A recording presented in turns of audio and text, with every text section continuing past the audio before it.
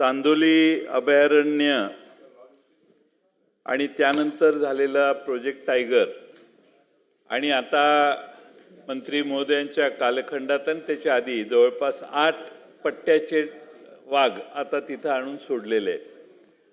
अध्यक्ष महोदय, आधीच बिबट्याचा प्रचंड त्रास खालच्या पुढच्या जनतेला होतोय.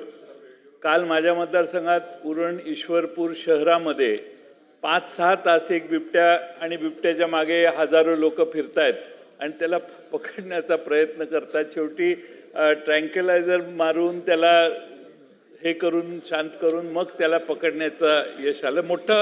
मोठा गोंधळ शहर नागरी वस्तीत आहे. प्राणी आता नागरी वस्तीत यायला लागले.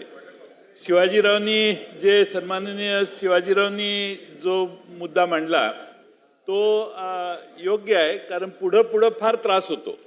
माझी विनंती आहे की दादा तुम्ही तुमच्या खात्याला या प्रोजेक्ट टायगरसाठी प्रॉपर फेन्सिंगची व्यवस्था कशी करता येईल याचा उपाय करावा. आत त्याला योग्य आवश्यक असणारं अन्न निर्माण होईल याची व्यवस्था करावी, ज्याची आपण सभागृहात आश्वासन दिलेलं आहे. आणि त्या प्रोजेक्ट टायगरमधून जे बाहेर आले, ज्याच्यावर आपण बैठक घेऊन आम्हाला न्याय द्यायचा निर्णय घेतलेला आहे, ते 211 प्रकल्पग्रस्तांना भूमी संपादन कायद्यानुसार घरबांधणी अनुदान मिळालेलं नाही, पेंडिंग आहे. ते लवकरात लवकर आपण देण्याची व्यवस्था करावी.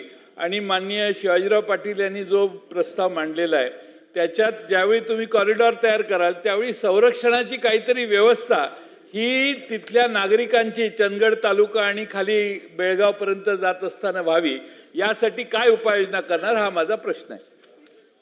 सन्माननीय अध्यक्ष महोदय, गेली 2-3 अधिवेशनं बिबटे आणि वाघ यांनी पूर्ण व्यापलेले आहेत.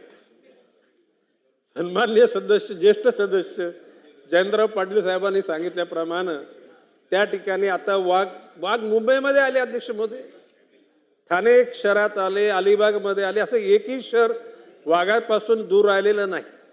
आणि ही बाब लक्षात घेताच अध्यक्ष महोदय मी वरच्या सभागृहात आणि या सभागृहात नमूद केलेलं आहे की प्रत्येक कोकणातल्या जिल्ह्यामध्ये एक अभयारण्य तयार करून कोकण, पश्चिम महाराष्ट्र, मराठवाडा, खानदेश, विदर्भामध्ये त्या ठिकाणी अभयारण्य माध्यमातून त्या ठिकाणी व्याघ्र प्रकल्प करायचा विचार आहे. नमुना पण मी तयार केलेला आणि मी मागे आपल्याला नमूद केल्याप्रमाणे वाटचाल वन विभागाचे पुस्तक लवकरच जयंत पाटील साहेब आपल्या सादरी येणार आहे. त्याच्यामध्ये एकूण प्रत्येक जिल्ह्यामध्ये किती क्षेत्रामध्ये अभयारण्य केलं जाईल, त्याची जडणघडण कशी असेल आणि साधारणपणे 60 फुटाचे बांबूची रोपं लावून त्या ठिकाणी बंदिस्त केलं जाणार आहे.